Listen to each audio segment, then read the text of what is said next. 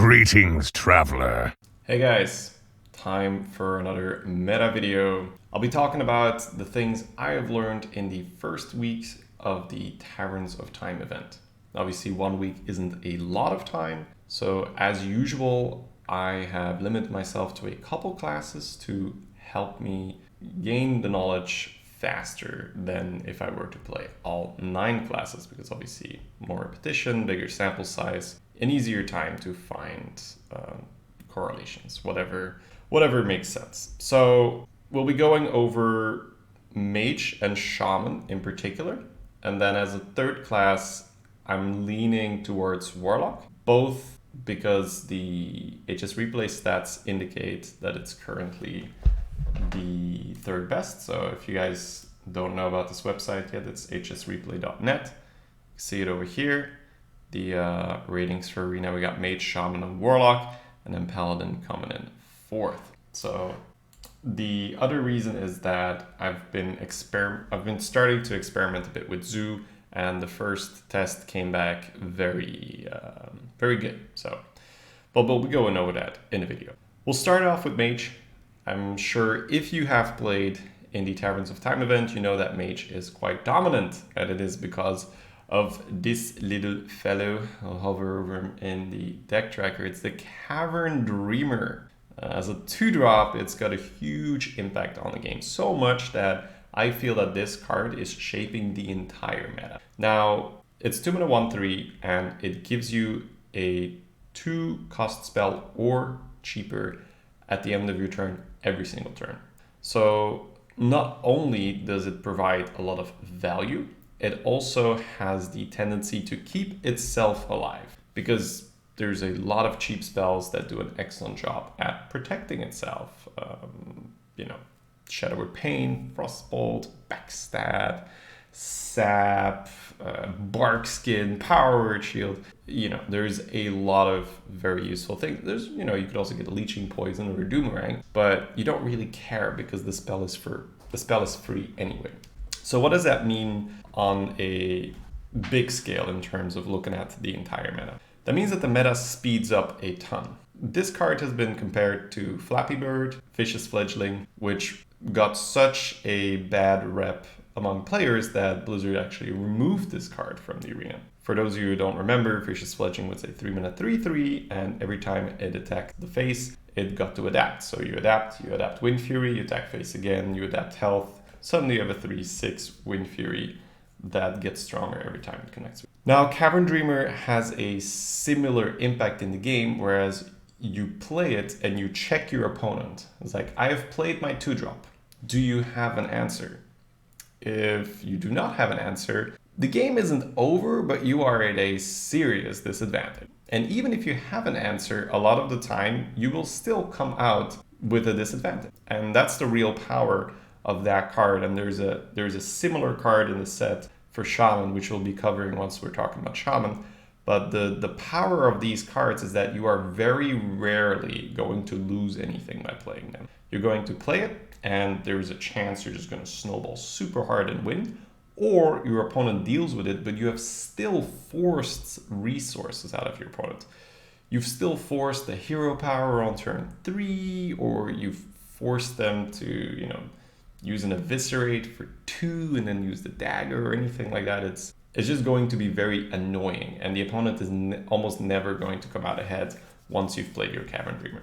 So, as I said, that means that the meta becomes a lot faster because there is a huge threat on turn 2.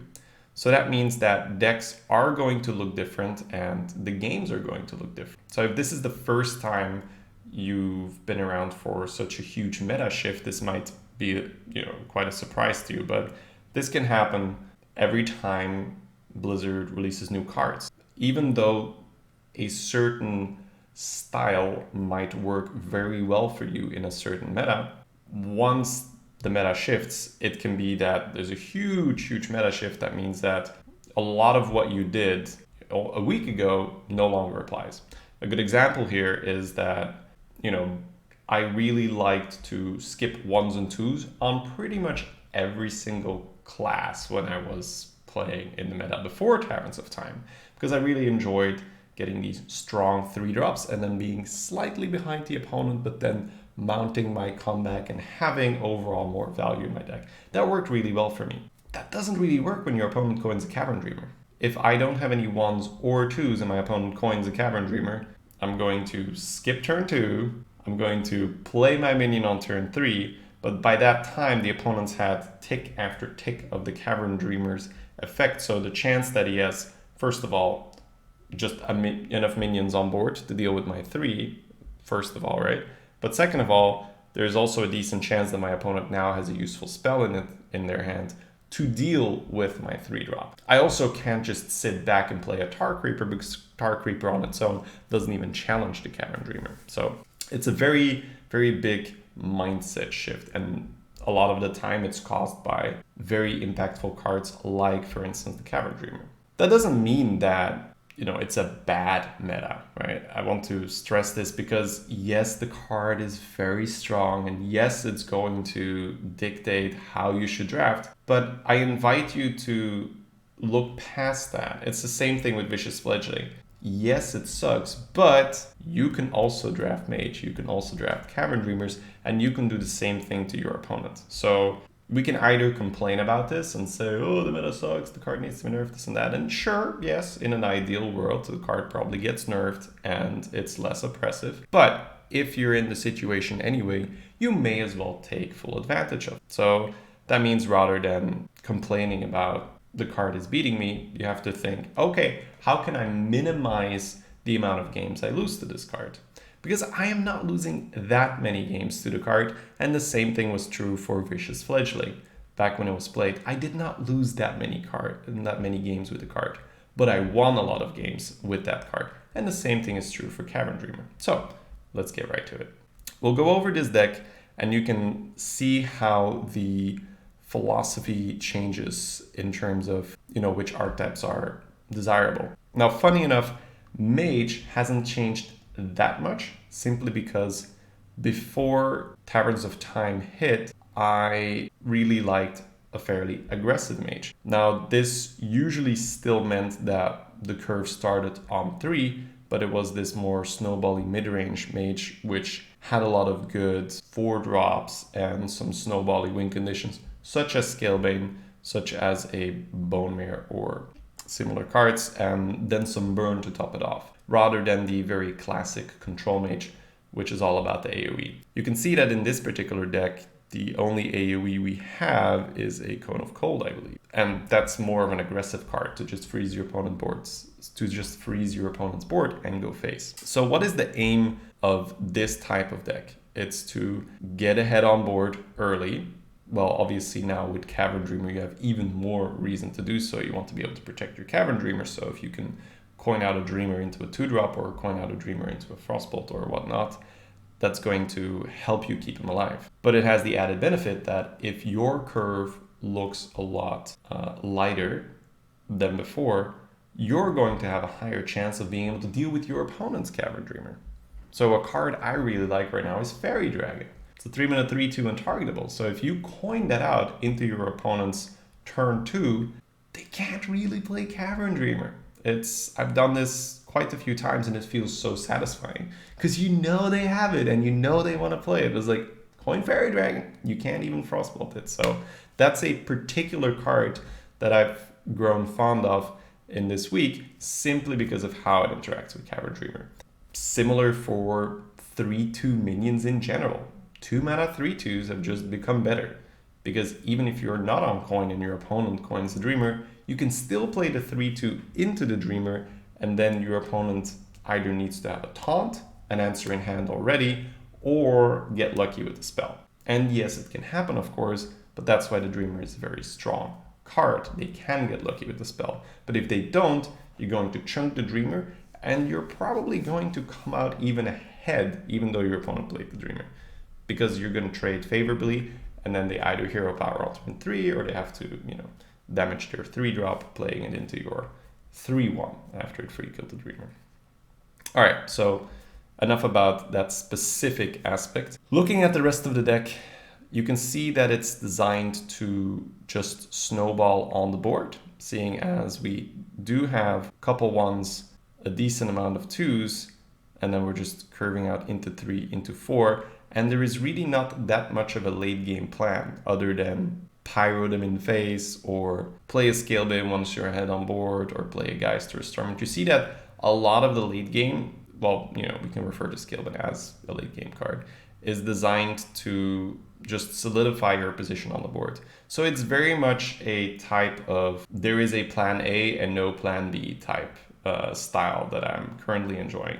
And you'll see that that's the same with pretty much all the classes I'm playing right now, is I don't really value comeback mechanisms because I feel it's so important that you get ahead on board that plan B just detracts from plan A.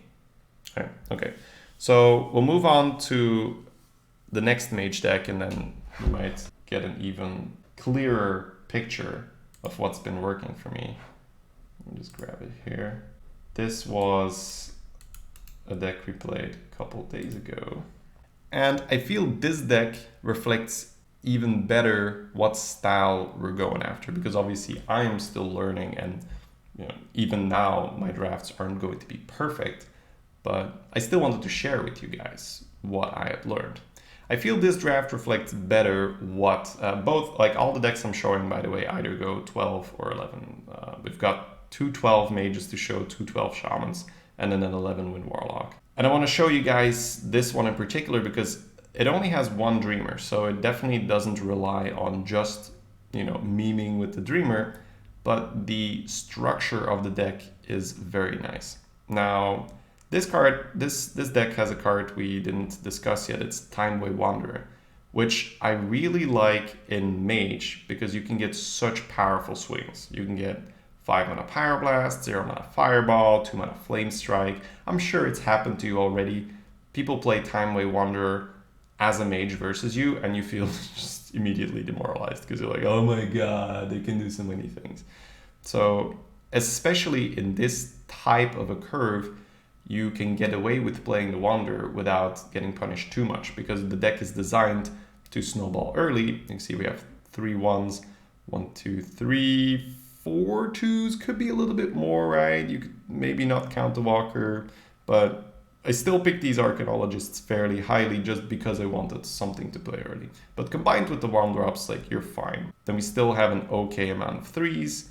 You can see that turn 4, like a tiny bit, right, with the Dread Corsair, but we still have 3 very good 4s, and then a couple 5s. This was the point I was making, right, where Timeway Wanderer is a very nice turn 5 play if you have that early pressure. It's not a very good card to play if you're off the board and then turn 5 you play your Wanderer and it dies to your opponent's 2-drop. But if you're ahead on board, it reminds me of an Ethereal Conjure, which was also very annoying to play against if your opponent was a more aggressive mage, because that 6 and 3 body, if it connects with your face, it's very threatening. So it might force out removal from the opponent's side. Maybe removal they really don't want to play on a 6-3 body, such as, you know, just polymorph, because they're afraid that once the 6 damage connects face, it's too much for them to come back from there.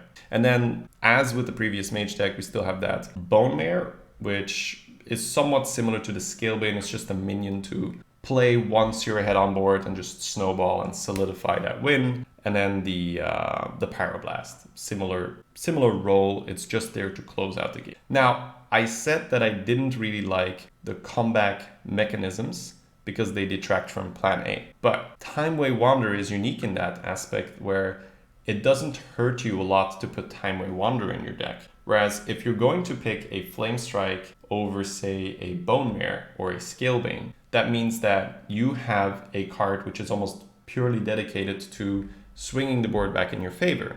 Whereas if you are ahead on board and you're stuck with a Flame Strike in your hand, and that could have been a Bone Mare, that could have been a Scalebane, that might have been the difference between you being able to push your opponent over the edge and closing out the game, or between you just falling short, getting cleared yourself, and then you have a Flame Strike in your hand, and yeah, you might get a decent Flame Strike, but it's not going to win the game for you. The Timeway Wanderer is very useful there because you can tailor your pick based off how the game is going. Now, granted, you're not always going to get the spells you want, but in certain games, it is going to be useful to have a Flame Strike. In the majority of the games, you're probably just going to want to snowball harder, but sometimes, your opponent just has a great start, you missed your curve, and then can help you swing the board back. If you get, a Dragon's Fury, a Flame Strike, any of those powerful AoE effects. But because it's in the form of the Timely Wanderer, it doesn't really detract from the deck. So that's another good reason why this card is specifically so nice in Mage. All right, guys. So we're not going to go too in depth because I don't want to make the video 1 hour long, but that's it for the Mage decks. You get the general idea. We want early game, snowball ahead on board, play good win conditions such as Bone Mare, Scalebane, and then maybe some burn, Fireball, Pyroblast, but it's you have to look at the burn as the cherry on top of the cake. The most important part is the good minions. And obviously, pick every Cavern Dreamer you see. It's very, very powerful card for good reason. And value, early game a lot more, because if you have early game, it's going to be far more likely that you can deal with your opponent's Cavern Dreamer. All right, so moving on to the Shaman. This was first Shaman that went 12.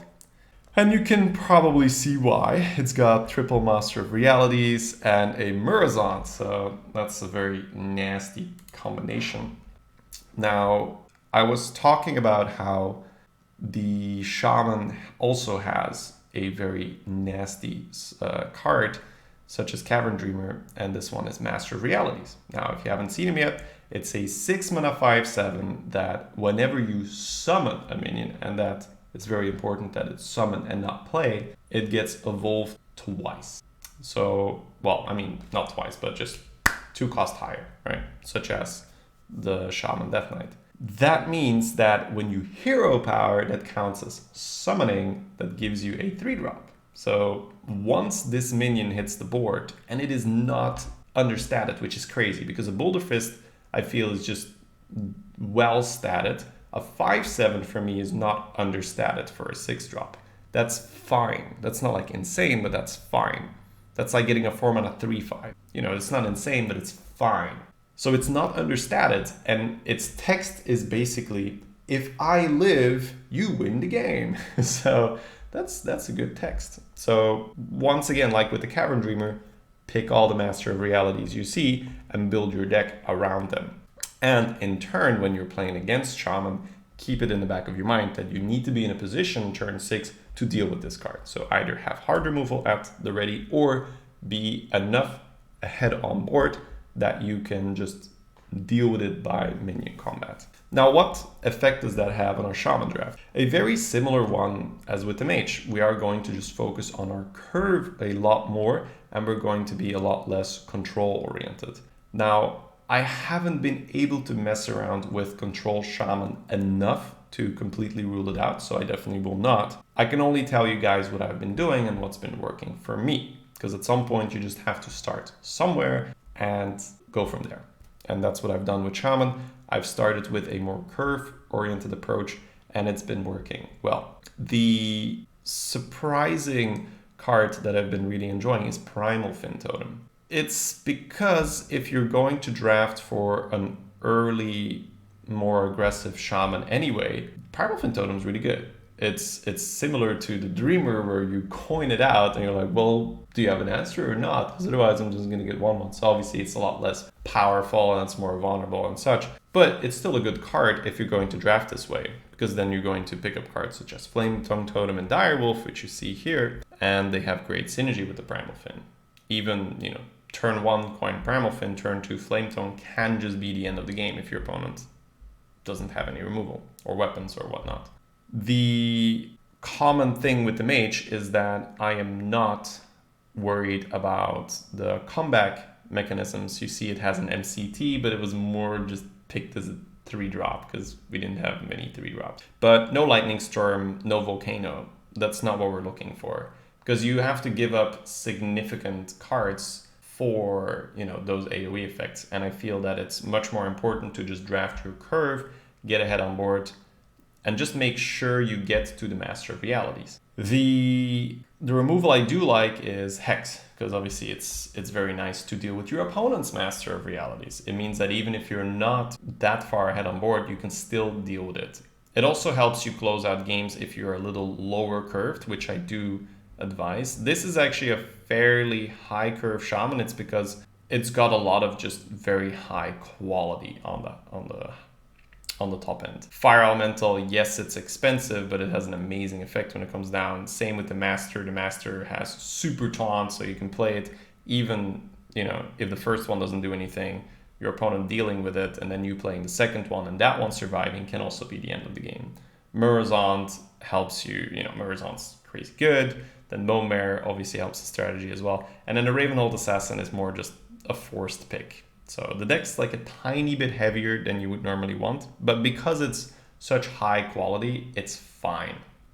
Just don't emulate this when your late game isn't as powerful. If you're just drafting, Lord of the Arena and War Golem, don't, stay away from those cards right now, because it's much more important that you get ahead on board or early and snowball. So I would say the main takeaway for Shaman is, and we can look at the second deck, which is it's a really funny one, but also in 12, it's the importance of the early game and then not going for the AoEs, but more focusing on early curve snowballing and then the single target removal, which helps you if your deck is lighter, because if your opponent just plays one big taunt and you have a light deck, then that means you're going to have to trade in like 4 minions into a big taunt and you're going to run out of stuff. So there, a Hex is super, super useful. So we'll have a look at the other 12-win Shaman, and you can see here that it had 5 Primal Fin totems. So this was just an experiment, and I do this all the time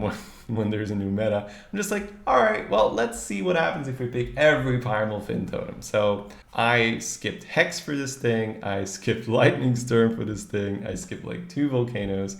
So the Volcanoes and the Lightning Storm are fine. The Hex was obviously a bit more experimental, and it's very possible that it's wrong. It ended up working out really well though, and let's have a look at why. It didn't have Master of Realities, so it needs to win in a different fashion. And you can see that the win condition here is that the deck is much lower curve than most other decks, but it's got these nasty tempo swings once you're out on board. It's got a Scalebane, it's got 2 Fungomancers, it's got a Sea Giant. Even the Mad Hatter can be a nasty tempo swing once you're ahead on board.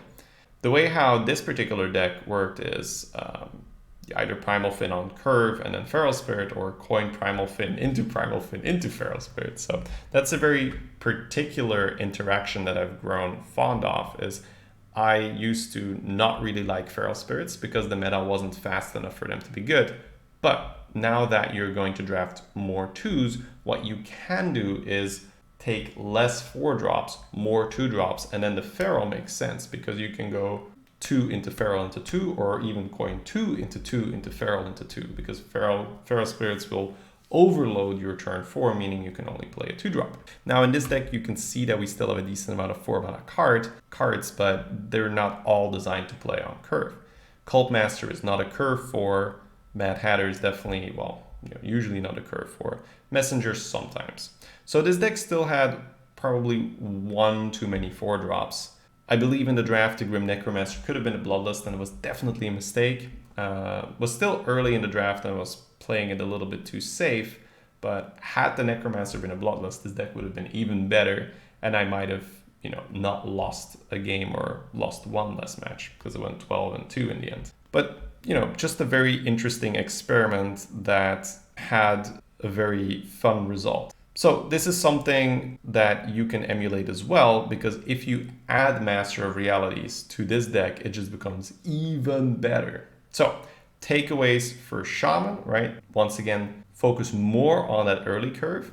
Look at the interaction of Primal Fin Totem and 3-mana taunts. You can have either, the Ferals, Tar Creeper, or the Hot Spring Guardian. Those are pretty common 3-mana taunts, because it's a very, very nasty board for your opponent to deal with that early in the game. Then you can add on snowball effects such as Direwolf, Flametongue Totem, Bloodlust is more of a card that you need to pick when the deck is right for it, so be careful with that one. So Bloodlust is a fairly difficult card to draft because it can be a dead card in your hand. So make sure that when you pick it up, you do need that additional finisher. Other cards, right, such as a Flame Tongue, the Bloodlust, can be Fungomancer, Scalebane, Bone Mare. Those kind of cards are very, very good at just snowballing you ahead. And you need those cards because if you're going to draft a lower curve, then you're going to run out of steam if you can't finish off the opponent. And those cards are great at capitalizing on a board lead and allowing you to just close out the game.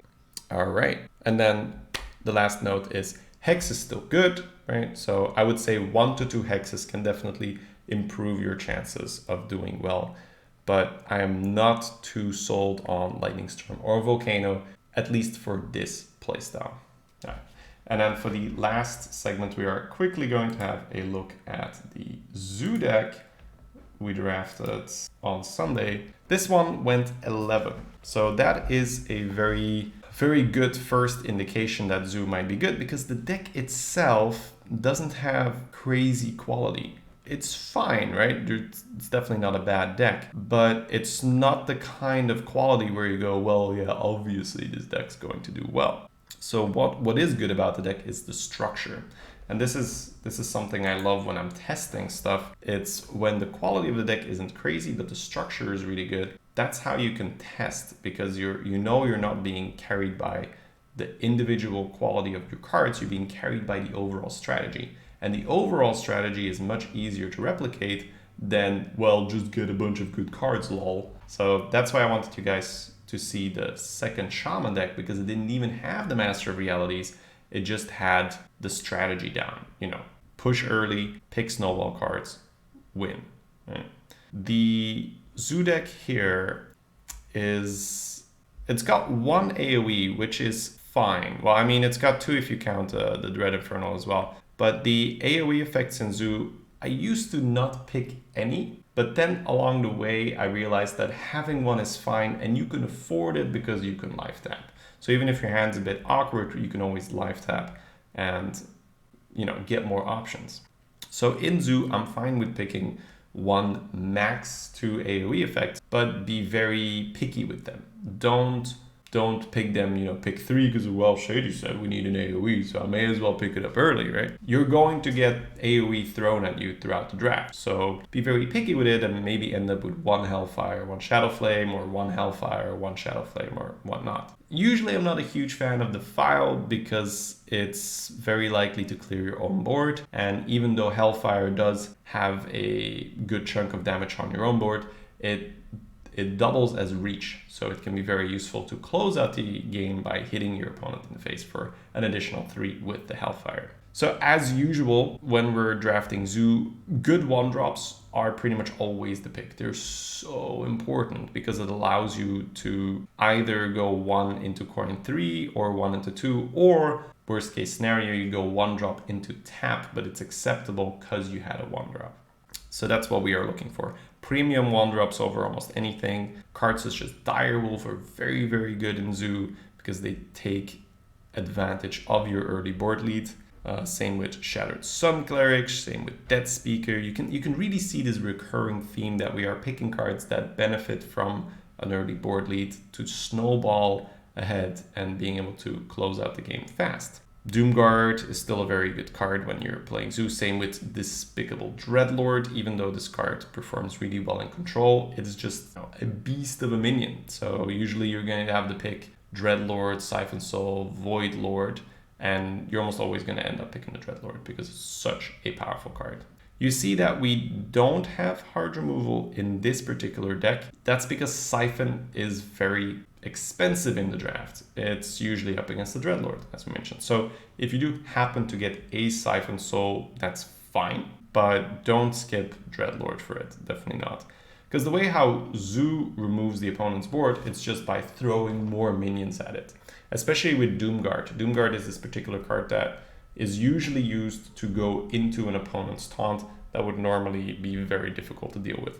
All right, guys. So those are my initial observations for the meta. I know it's not super in-depth, but it's quite hard to do that after 1 week. I will keep testing. I will probably just get a much clearer picture of what to do for the Mage, the Shaman, and the Warlock. And then next week, we'll have an update on this with some more in-depth points, some very specific draft examples, or anything that I learned during this week, I can then share with you guys. All right, I hope you guys enjoyed the video. If you did, please do hit like and subscribe, and we'll see you guys next time.